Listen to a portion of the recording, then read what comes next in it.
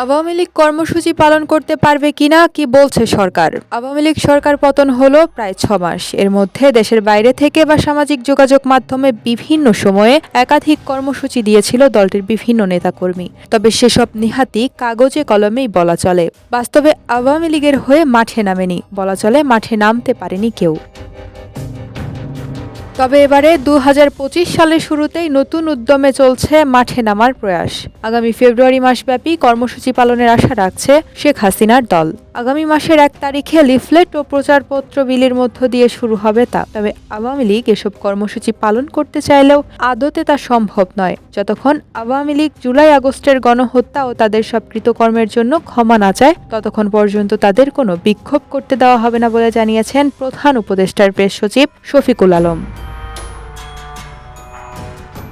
বুধবার নিজের verified Facebook আইডিতে এক পোস্টে কথা জানান তিনি। পোস্টে তিনি লেখেন, আগস্টের দায়িত্ব গ্রহণের পর থেকে অন্তর্বর্তীকালীন সরকার কোনো ন্যায্য বিক্ষোভ বন্ধ বা নিষিদ্ধ করেনি। আমরা সমাবেশ করার স্বাধীনতা এবং সাংগঠনিক কর্মকাণ্ডের স্বাধীনতায় বিশ্বাস করি। বাকিরা সভা সমাবেশ করতে পারলেও খুনিদের জন্য সেই সুযোগ নেই উল্লেখ করে তিনি লেখেন, আমাদের কি ফ্যাসিস্ট আওয়ামী লীগকে বিক্ষোভ করার সুযোগ দেওয়া উচিত? জুলাই আগস্টের ভিডিও ফুটেজে স্পষ্ট দেখা যায় যে আওয়ামী লীগের কর্মীরা শান্তিপূর্ণ বিক্ষোভকারীদের হত্যায় অংশ নিয়েছিল। তাদের পরিচালিত হত্যাকাণ্ডে শহীদ হয়েছেন কয়েকশো তরুণ শিক্ষার্থী, এমনকি নাবালক শিশুরাও।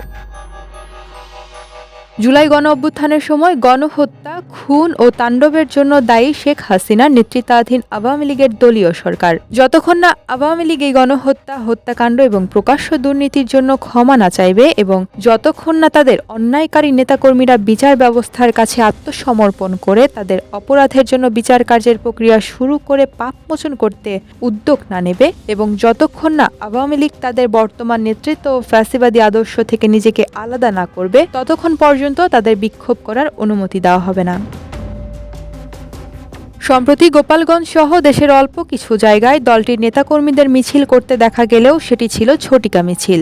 মিছিলে অংশগ্রহণকারী অনেকেরই মুখ ঢাকা ছিল। কোনো কোনো মিছিলে 10 জনের বেশি নেতাকর্মীর উপস্থিতি লক্ষ্য করা যায়নি। তাই ফেব্রুয়ারি মাস জুড়ে আওয়ামী লীগ তাদের ঘোষিত কর্মসূচি বাস্তবায়নে কতটা কার্যকরী ভূমিকা পালন করবে কিংবা নেতাকর্মীদের উপস্থিতি কেমন হবে সেটাই এখন এক বড় কৌতূহলের বিষয়।